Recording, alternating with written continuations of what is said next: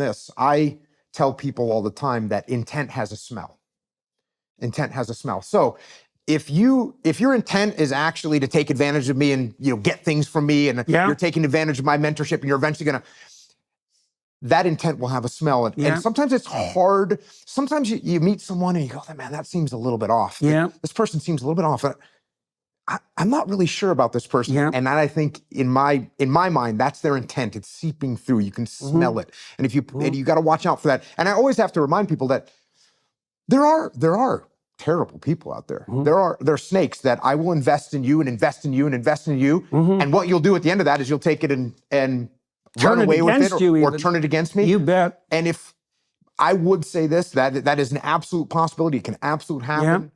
But if you invest in 10 people, 9 of them are going to give back to you, and you'll be in a better place. One person will try and run away, and they'll eventually, unfortunately for them, they'll dig themselves a hole. Well, they can't get out. We also know that too. So psychopaths take advantage of other people. They use power. And so for someone who's truly psychopathic, you're nothing but a set of opportunities for short-term gain. But the problem with being a psychopath is that they have the same attitude towards themselves. So they'll sacrifice, relationships, obviously, which is the future to a large degree. They'll sacrifice their own future to take advantage in the moment. And the consequence of that is it's not a strategy designed for success. You hear all this, that there's all these psychopaths in positions of power and authority. It's like, most of the time, like the real hardcore psychopaths are very, very likely to end up in prison. But even the ones who fool some of the people some of the time, or even all of the people some of the time, the chickens come home to roost. It is not an effective strategy. And this has even been documented among chimpanzees. So now and then in chimpanzee troops, you get a leader, a dominant male, who's risen to the top because of force, fundamentally. But those troops are not very functional, and his leadership is very unstable. And as I mentioned earlier, he's very likely to meet a dreadful end. And so that's another problem with the claim that power is the only true motivation, is that if you, first of all, as you said, it's actually about 1 in 20 people who use it reliably as their fundamental motivation. So the rate of psychopathy, narcissism, etc., it starts to reach clinical proportions in about 1 person in 20.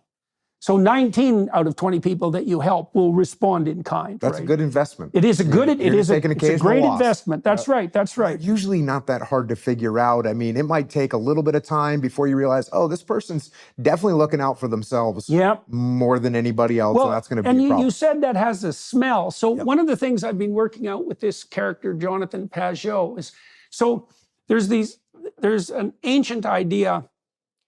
Imagine there's a pyramid of values, okay, and there's a pinnacle value. And in the Egyptian formulations, the pinnacle value was Horus, the eye, which is the capacity to pay attention, which I really like. It's like everything should be subordinated to your capacity to actually pay attention, to watch. But you could think about that ability to watch as the thing that's at the top, or you could think about it as something that is at the top and operates at every level.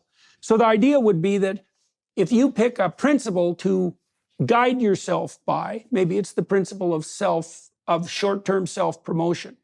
That's going to be your guiding star, but it's going to leak out in absolutely everything you do. Every word you say, every gesture you manifest is going to speak of that. And people are pretty good at decoding nonverbal behavior, and that smell is associated with that pattern of short-term selfish gratification.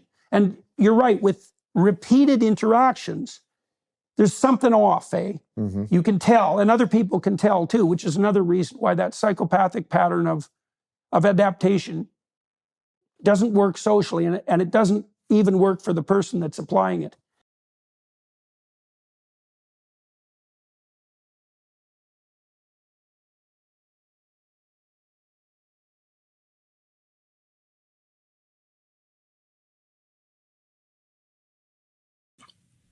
Okay, apes.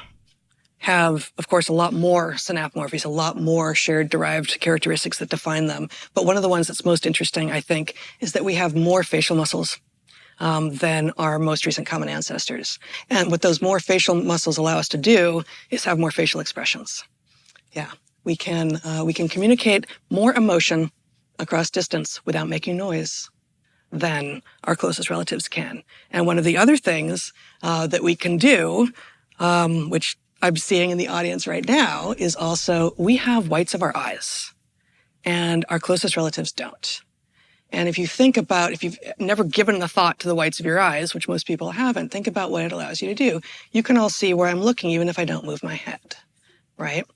And that means that you can communicate across distance without making a sound, which is going to be very useful in circumstances like you're hunting, for instance, right? So these eye whites of humans, and this is a human characteristic, rather than an ape one, is remarkable and is new to us.